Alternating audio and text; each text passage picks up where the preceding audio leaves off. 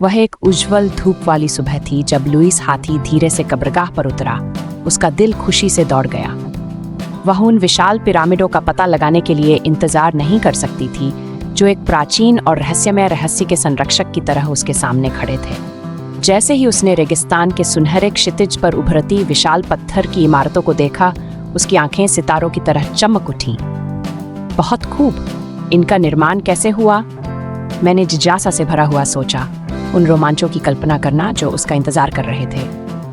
अपनी यात्रा की विशेष वस्तुओं और स्मृति चिन्हों से भरे पीले बैकपैक के साथ लुइस ने अपनी रंगीन कुर्सी पर जो कुछ भी देखा उस पर ध्यान देना शुरू कर दिया।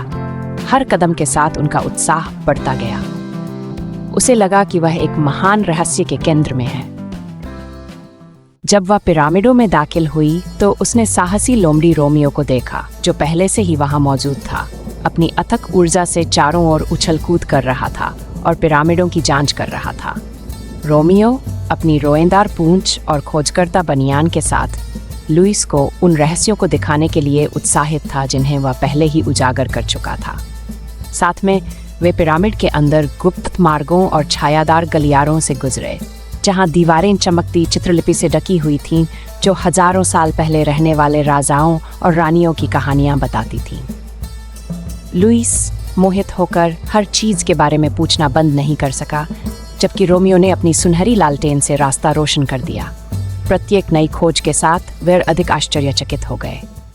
इस अविश्वसनीय अन्वेषण के बाद लुइस और रोमियो ने दक्षिणी मिस्र में लुब्रिजोर की अपनी यात्रा जारी रखी, जहां कर्नक का रादसी मंदिर उनका इंतजार कर रहा था। रहस्यमय प्रतीकों से उकेरे गए विशाल स्तंभ आकाश को छूते हुए प्रतीत होते थे और लुइस उस स्थान की भव्यता को देखकर चकित रह जाते थे।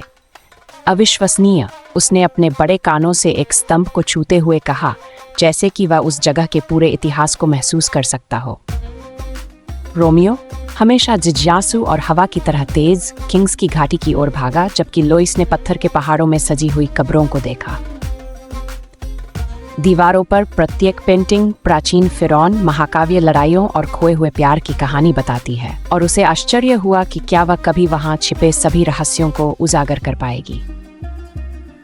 दिन के अंत में जैसे ही सूरज डूबने लगा, आकाश को सुनहरे और नारंगी रंग में रंगते हुए लुइस ने खुशी और संतुष्टि की सांस ली।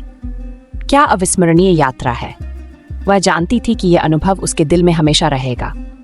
रोमियो मुस्कुराते हुए सहमत हुआ, और जैसे ही उसने आकाश में चमकने लगे सितारों को देखा, उसने कहा, लुइस, अभी और भी रोमांच हमारा इंतजार कर रहे हैं।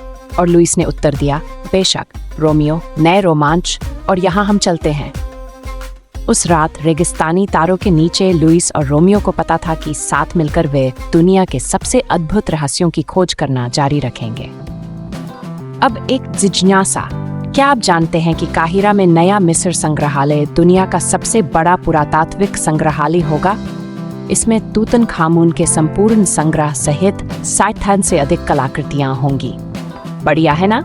अगले साहसिक कार्य तक मित्रों।